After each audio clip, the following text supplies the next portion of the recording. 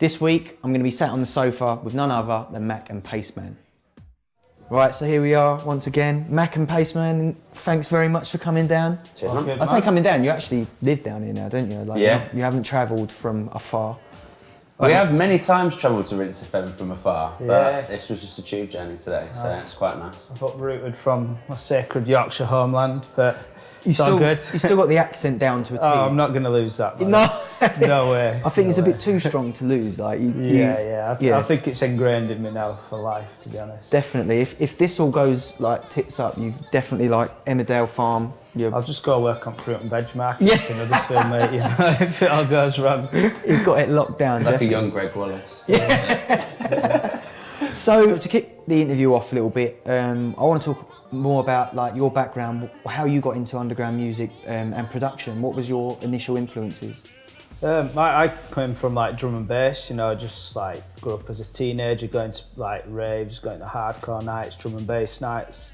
Kind of started DJing, and then in my early 20s, about 19, 20, I found out you could go to college and learn music production. I was like, I didn't even know it existed, something like this. So yeah, just kind of went through that, and then always kind of listened to house, techno, dubstep, everything, and like the older I've got, I met with Matt, we started making tunes. That's kind of come now where we've got all these influences to kind of work with, and I think that's where we're kind of at now. Yeah, I guess for me, my next door neighbour, when I was growing up, used to have a illegal rave sound system and some turntables, and sort of taught me how to mix like techno and stuff. Then I went on to school and college and was like listening to your stuff and like the 8-bar grime thing.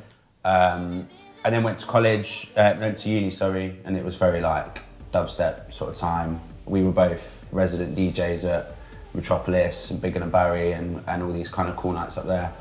Until the point when we finally got into the studio together, which was like nearer the end of my time in Leeds, or our time in Leeds, I guess.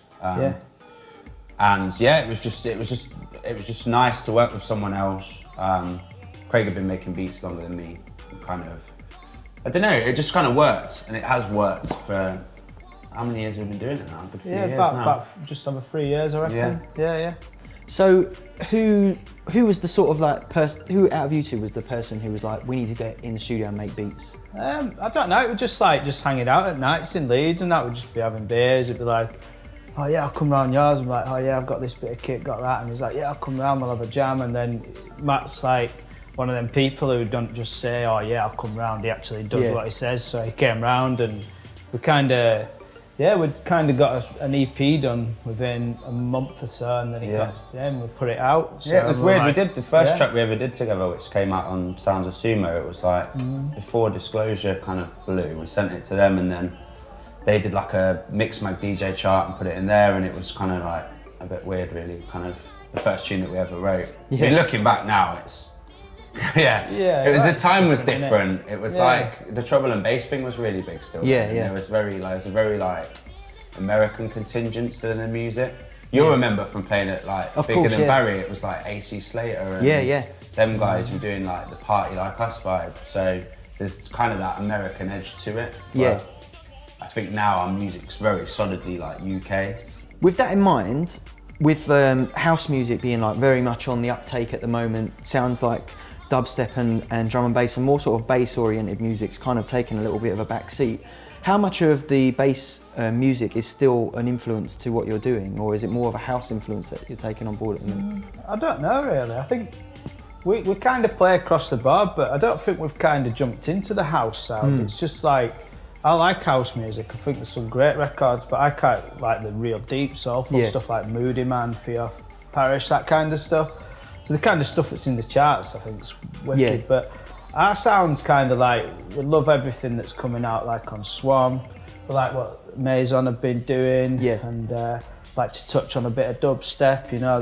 Still think there's some great records coming out of that. So, and then plus there's like this whole thing where it's kind of like techno, but it's got like that bass edge to it, which is, it's a nice sort of dynamics to the production. So going back to DJing, you know, you mentioned earlier that you kind of started out as like resident DJs at nights like Bigger Than Barry and stuff like that was going on up north.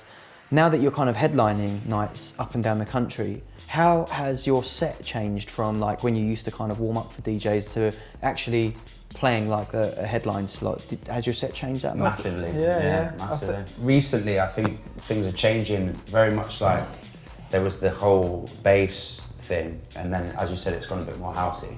What's changing now is it's not really about like the double drops and the big bass switches. It's more about the continuity of the vibe throughout the time and to keep it rolling. Because we both used to, you know, play like dubstep a long time ago, so it'd be like bang, double drop. It'd be all about that kind of excitement and the quick switches and the fast mixing, but it's not really about that now. It's like getting that real flow and getting the tunes that really work together. I mean, sometimes that works quite nicely as well, but I definitely think that's important, isn't it?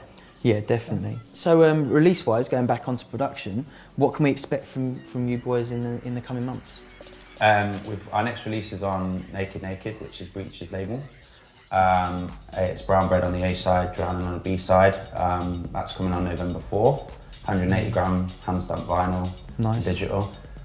How would I put it? You know, like we've been able to work with people that we've admired for such a long time, and to receive support from them as well. It's like really humbling. You know what I mean? We're working on next Lobster by Record. We've got like 2 tracks for that, but I think we're going to continue do like another 3-track thing. So it'll probably be like a 2 on vinyl and then a digital release. Cool.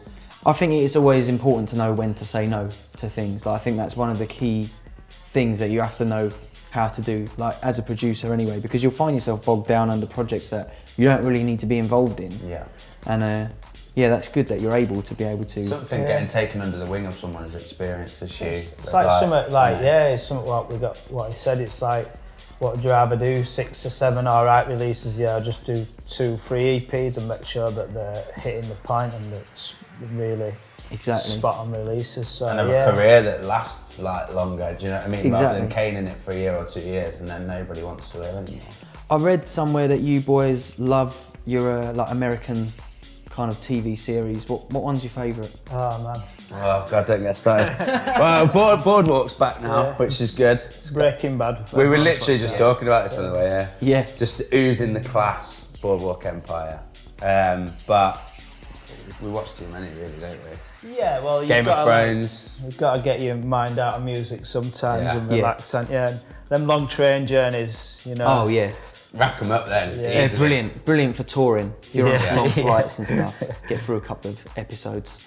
Good to hear everything's kicking off for you boys, and cheers, man. Looking forward to hearing the new music and everything that you guys are up to in the coming months. We'll hit you up early with it.